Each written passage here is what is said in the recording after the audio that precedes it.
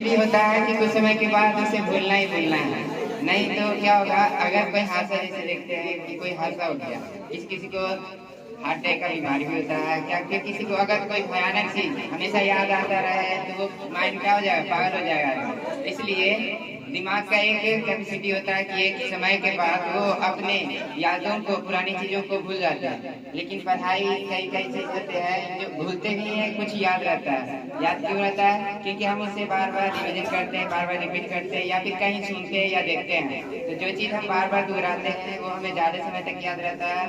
लेकिन अगर हम सिर्फ एक बार सिर्फ चीजों को देख लिए, तो चाहे कोई भी हो रहता है, सिर्फ पढ़ता है लेकिन लाइफ के बारे में जानता नहीं कि आगे करना क्या है।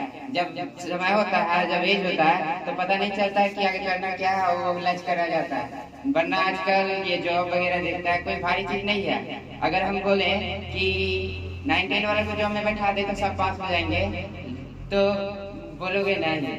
क्यों? क्योंकि ये सब पढ़ते बहुत है और जो जॉब वाले हैं वो पढ़ते नहीं है, बस वो समझते हैं। और देखो, जॉब वगैरह जो है कोई भी हो, आगे 12th के बाद कोई पढ़ाई नहीं होती है।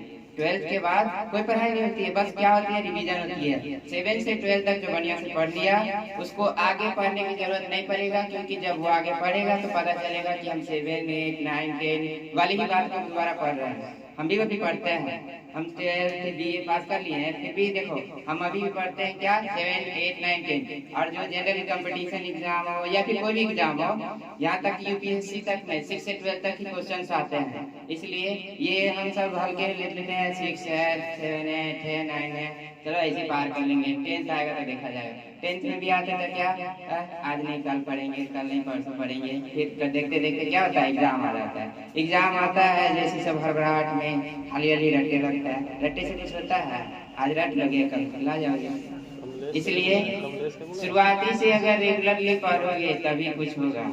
हम पहले बोल रहे हैं 7, 8, 9, 10 से 12 तक पढ़ लो। तुम्हें 12 के बाद पढ़ने की आवश्यकता नहीं होगी। जब कहीं पढ़ने भी जाओगे, टीचर एक बार पढ़ाएंगे, तुम खुद बोलेगे, तुम खुद से आंसर दोगे क्या कि तुम्हें समझ में आएगी कि ये सब तो हम पढ़े हुए हैं। और उस समय तुम्हारा जब रिवीजन होगा, जो पढ़े रहोगे वो उसको दोबारा पढ़ाया जाए तो क्या हो जाता है, रिवीजन होता है और जल्दी आ जाता है। उस समय याद आएगा, तुम खुद से आंसर दोगे तो कॉन्फिडेंस रहेगा। और उसके बाद एक ही चीज दोबारा पढ़ोगे, अच्छे से याद होगा, याद हो जाएगा, फिर क्या कोई भी एग्जाम आराम से पास कर लोगे। और 10th क्लास सर जी सर जी क्या करते हैं, बोलते हैं अच्छे से पढ़ लो पास हो जाओगे। इतना आसान नहीं है 10, 12 पास करना। हम तो बोलते हैं डरो नहीं, तो फिर ऐसे नहीं होता है। सिर्फ सोच लेने से कोई चीज नहीं होता है, उसके लिए मेहनत करना पड़ता है।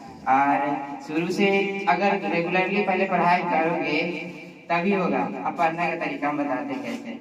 क्लास में सबको कहता है स्टार्ट है, नहीं पढ़ेंगे छोड़ो ना, लास्ट में पढ़ेंगे।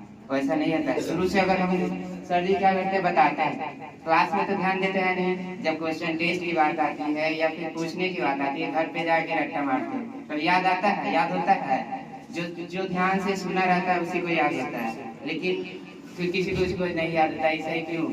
याद करने का सिंपल तरीका है, सर जी बताएं क्लास में, तो क्लास टाइम में मतलब पढ़ाई के टाइम से पढ़ाई करो। हल्ला करने का भी समय मिलता है, जैसे ही घंटी लगता है, टीचर सब चेंज होते हैं कि नहीं, उस समय तो सब कोई हल्ला करता ही है, उस समय बात कर लो। या फिर कोई पर्सनल काम है तो बाहर निकल के बात कर लो, या फिर छुट्टी के बाद बात कर लो। सब कोई के देखते हैं, सब सखी सहेली बैठ जाएगा, दोस्त यार के साथ बैठ जाएगा, अपन गप्पी कर रहे, सर क्या पढ़ा रहे हैं, नहीं पढ़ा रहे हैं, कुछ नहीं। मेनली होता है क्लास। क्लास में जो पढ़ाया जाता है अगर वो समझ गए तो उसको जो समझोगे वही याद होता है। अब मैथ क्या है, जो बता दिए सर जी समझ में नहीं आया, फिर बाद में क्या वो रखने वाला चीज है। पढ़ाई हिंदी हो, इंग्लिश हो, मैथ हो, कोई भी समझने वाला चीज होता है। उसको समझोगे तभी वो याद होगा, नहीं समझोगे नहीं याद होगा। रट्टा मारोगे कुछ समय के लिए लगेगा याद हो जाएगा, लेकिन रट्टा मारा हुआ चीज बहुत जल्दी भुलाया जाता है। लेकिन समझ गए तो तुमको बाद में अगर वो क्वेश्चन दिया भी जाए ना भी समझ में आएगा, तुम सिर्फ बना हुआ देखोगे तो समझ जाओगे कि हाँ ऐसे ऐसे बना है, और उसको बना लोगे। और बोर्ड एग्जाम के बारे में, जो एग्जाम देने वाले उसके लिए हम बताते हैं, शॉर्ट आंसर नहीं लिखना है। मैट्रिक, इंटर, BA आजकल कोई कॉपी चेक करता नहीं है, बस लिखा दिखाता है कि कितना लिखा है। आंसर के अकॉर्डिंग अति लघु कम से कम 4 लाइन में जाना चाहिए, लघु आधा पेज में, और दीर्घ 1 से 1.5 पेज में। जितना ज्यादा सुंदर तरीका से लिखोगे उतना ज्यादा नंबर देंगे। सुधीर सर यहाँ भी कॉपी चेक करते हैं, हम देखे हैं। जो ज्यादा लिखा रहता है उसको ज्यादा नंबर मिलता है, जो कम लिखा रहता है उसको कम नंबर मिलता है। बोर्ड एग्जाम में भी यही होता है। इसलिए कोई क्वेश्चन मान लो, अगर मान लो कि बोर्ड एग्जाम में क्या होता है, 8 क्वेश्चन दिया रहता है, उसमें से 5 या 3 बनाने का रहता है। हमको 3 नहीं आता, 2 ही आता है। तो एक ऐसा क्वेश्चन देखेंगे जिसके बारे में कभी ना कभी सुने होंगे, या उसके बारे में अपने मन से कुछ भी लिख सकते हैं। जरूरी नहीं आंसर सेम ही देना, उसके बारे में थोड़ा सा भी लिख दोगे बस चलेगा। वहाँ कॉपी चेक करने वाले के पास इतना फुर्सत नहीं होता है कि तुम्हारा एक एक लाइन पढ़ जाए। वो सिर्फ देखता है, उसके पास ढेर सारा कॉपी होता है। बोर्ड एग्जाम में जितने भी टीचर्स होते हैं सब ज्यादा से ज्यादा चेक करना चाहते हैं, क्योंकि उन्हें अलग से पैसे मिलते हैं। तो वो सिर्फ गुड मारेंगे और नंबर देंगे। इसलिए जितना ज्यादा से ज्यादा हो सके लिखना है। सब्जेक्टिव लिखने के लिए ज्यादा रट्टामारना नहीं है, ऑब्जेक्टिव पे ध्यान दो। ऑब्जेक्टिव क्या है, आजकल 100 क्वेश्चन रहता है, उसमें 50 वो तो कोई भी बना लेगा जो पढ़ेगा। आजकल फेल होने का बात तो नहीं है, लेकिन पास होना सिर्फ काफी थोड़ी है। पास तो आजकल कहो तो हम 5-6 साल से नहीं पढ़े, फिर भी तुम्हारे साथ बैठ जाएंगे तो अभी तुमसे ज्यादा नंबर ले आएंगे।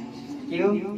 क्योंकि आजकल का एग्जामिनेशन क्वेश्चन इतना ऐसा दिया है, 100 को दे दिया है, उसमें से 50 क्वेश्चन नहीं बनेगा। जो जानेंगे वही बनाएंगे।